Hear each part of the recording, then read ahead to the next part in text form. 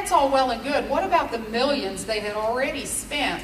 I thought the taxpayers deserved to have an accounting for that. But unfortunately, what I found out was even with this new entity, it's a shell corporation, meaning it's nothing but a filing to the Secretary of State's office and a checkbook.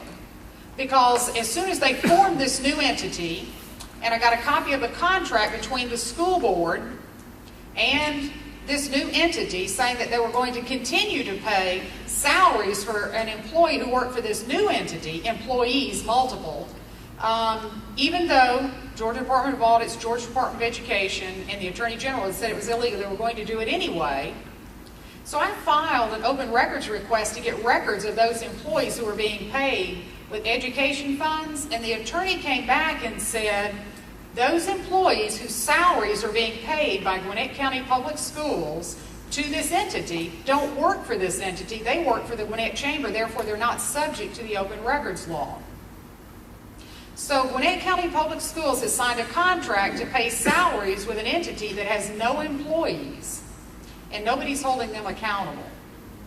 My lawsuit's been in court for over a year.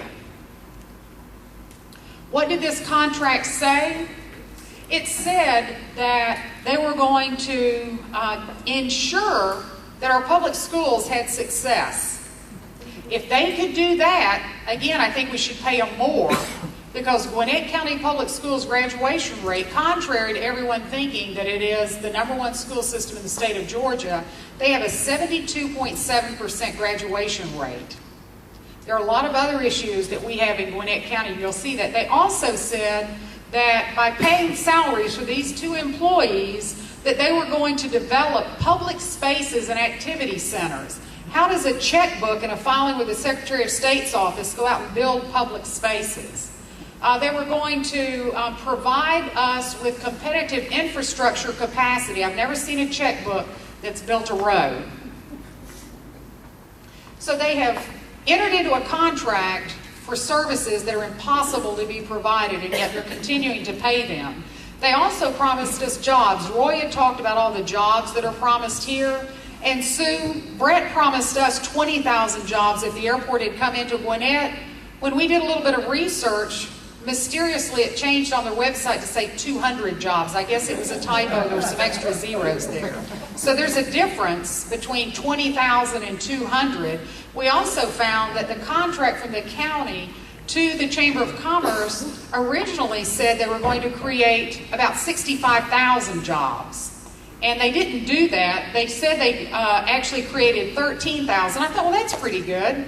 Give me the names of the companies that you brought here that hired those 13,000 employees. That's a secret too.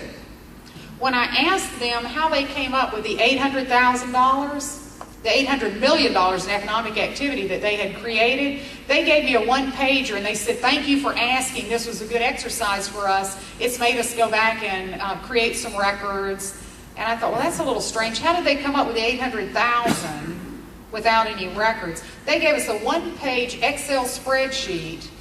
And anybody who's ever graded papers knows if everything's rounded off, millions here, millions there. It wasn't 1,836,142. They were all rounded off. And it took us about 2 minutes of looking at them to see that there was nothing there that had any association whatsoever with the truth. As a matter of fact, my attorney pointed out the return on investment that Gwinnett County Public Schools claimed they got from the Gwinnett Chamber of Commerce was even greater than what Bernie Madoff promised his victims. What are we getting? What kind of return do the students in Gwinnett County get for the education money that's been being taken away from them in the classroom and given to the chamber? Gwinnett County, our graduation rate only ranks higher of all the metro school systems, even though you've heard, as we have, that we're #1. Gwinnett County's graduation rate ranks higher than DeKalb. The governor removed their school board. Atlanta, the largest cheating scandal in the nation's history. And Clayton County, Sachs removed their accreditation. Every other school system in metro Atlanta ranks higher than Gwinnett. Some of the things I told you affect you here in Paulding County, we found from documents that all the public money going into the chamber, in return, they were lobbying the state legislature in agreement with the school system so that Gwinnett County Public Schools is not held accountable to state education mandates. We have a waiver. All other school systems, except for one other, they have to follow state education mandates. We have a waiver from the law in Gwinnett County. Do you think that benefits students at all? It doesn't. You can see the results of what has happened. It happens to be illegal to use public funds to lobby in this manner. We also found out that many of you may know that Alvin Wilbanks and our school board oppose the charter school amendment. They can oppose it, they can speak out about it, they have First Amendment rights like everyone else, but they can't use tax money to try to defeat an amendment or support an amendment. That happens to be against the law. They did it anyway. We have the documents that show that the chamber supported them all the way to the Georgia Supreme Court. And of course, Attorney General Olin says they cannot do that. T-splossed, whether you were for it or against it, it's against the law to use taxpayer money.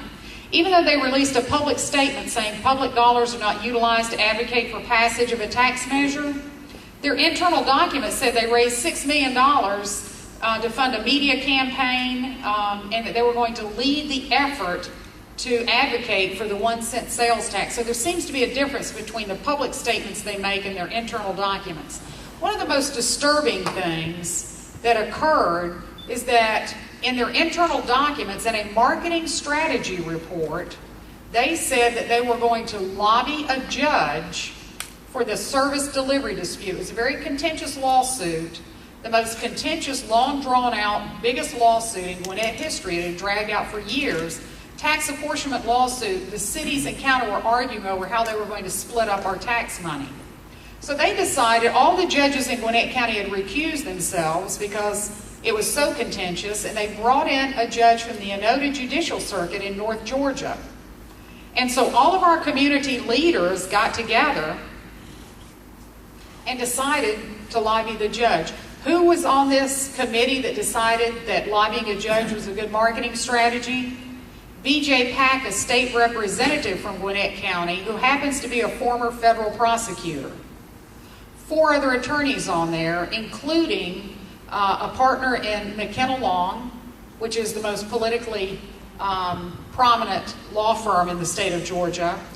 Our county administrator happens to be an attorney, the chairman of our board of commissioners, the school superintendent, a school board member, another county commissioner, a mayor, and it goes on and on. All of the community leaders were on this committee, and none of them spoke up to say, maybe it's wrong to lobby a judge.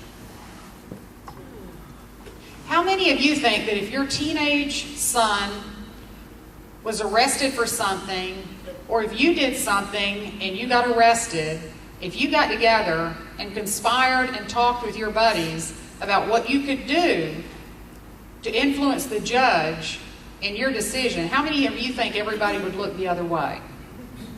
Would you expect the same behavior, the same advantages that they've gotten? Did you also know that taxpayers were paying the Gwinnett Chamber of Commerce to recruit new members and raise money? We have the documents to show that those employees who were being paid with taxpayer money were actually, instead of providing services to taxpayers, were working for the chamber to raise more money for the chamber. And what happens in Gwinnett does not stay in Gwinnett. We have a copy of a check where DeKalb taxpayers, poor Viola, DeKalb taxpayers actually had to pay the Gwinnett Chamber of Commerce for economic development. Even the people in their economic development department did not know that. Not only were we giving them millions of dollars, we found out that 5 acres of some of the most valuable commercial property in Gwinnett County had been given free of charge to the Gwinnett Chamber of Commerce. So that means while they're advocating for higher taxes on the rest of us, they're taking money from school children. They're sitting in their $4.6 million building on property that pays 0 school taxes. So the rest of us are paying school taxes. They're taking it from school kids. When we filed a lawsuit, the contract between the county and the chamber gave the county commission the right to review the financial records of the chamber to find out how they were spending taxpayer money. The commissioners refused to look at the records. And so we filed a writ of mandamus to try to force them to do their fiduciary responsibility by going over there to review them. And they fought it in court. As a matter of fact, when we tried to subpoena the chairman of the Board of Commissioners, the sheriff's deputy claimed they could not find her. We knew where she was, but the sheriff's deputy could not find her to serve her with a subpoena. She did come out and make a public statement, though, saying that this new entity had solved all of the open records issues in Gwinnett County. And I won't go through a list of all of the things that have occurred. Sue talked about how it's pitted people against others here in Paulding County. In Gwinnett County, a lot of unusual things have happened since I filed the lawsuit. And that's why I'm very appreciative of people like William Perry and Marlene and Roy and the others who will stand up, because a lot of people have been very intimidated by some of the things that have happened in Gwinnett County. And it's very important for you to have support, for you not to let them pit you against each other. Because if they hadn't kept things hidden, if they had complied with the law, there would be no reason for someone like Sue and the other plaintiffs to file a lawsuit. If you're not careful, you're going to end up with the same things here that we've got in Gwinnett County. And this is what our elected officials are doing. I've talked to everyone from the governor, the attorney general, every member of the General Assembly has all of this information. My state senator just wanted to make sure that I knew how powerful these people were I was suing. She also wanted to know if the GBI and FBI were looking at it. That was her most important question. She just wanted to know who was looking at it. Because she said, remember, I was on the commission when we gave them that 5 acres of land, which happens to be illegal. So those are the kind of representatives we have. Renee Unerman, the one that James Bell was trying to get to do the right thing about medical marijuana for children, she is my state senator.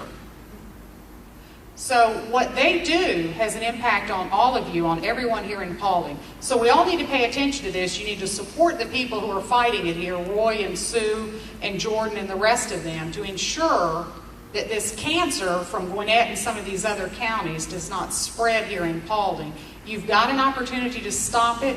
You need to stop it now. You all need to work together. You all need to sit down and file your open records requests. Go to the Georgia Watchdog's website. You can sit at home very comfortable in front of your computer, file those open records requests, and if they give you the kind of responses they've given James, they've given me, they've given Roy, and a lot of other people, start pressing back, start pressing back.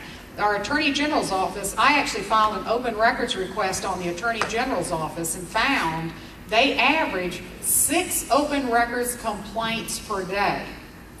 Now every time they do something like that to Roy, he doesn't file a complaint. Marlene, I'm the same way. We don't file a complaint every time. So think of how many times they're violating the open records law if the AG's office gets 6 per day. As far as enforcement action from the Attorney General's office, are any of you aware of how many lawsuits the Attorney General has filed to enforce the open records law?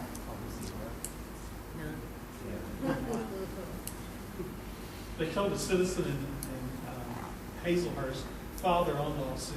Well, that's what they told me too, Yeah. and I did. And now we're waiting for him to issue an opinion so we can move forward with it. And we're going to have a brief question and answer session. A lot of you have been very patient. I know it's a weeknight. Everybody has to get up and go to work tomorrow. I know you've got kids that are probably at home waiting. But we've got Marlene and James who are going to hang around afterwards. We've always joked with William about saving the best speaker for last. William Perry with Common Cause, and it's no joke. Many of you said that you've seen him on television. He's worked very hard. And someone was saying, well, who does he lobby for? Who does he represent? All of us.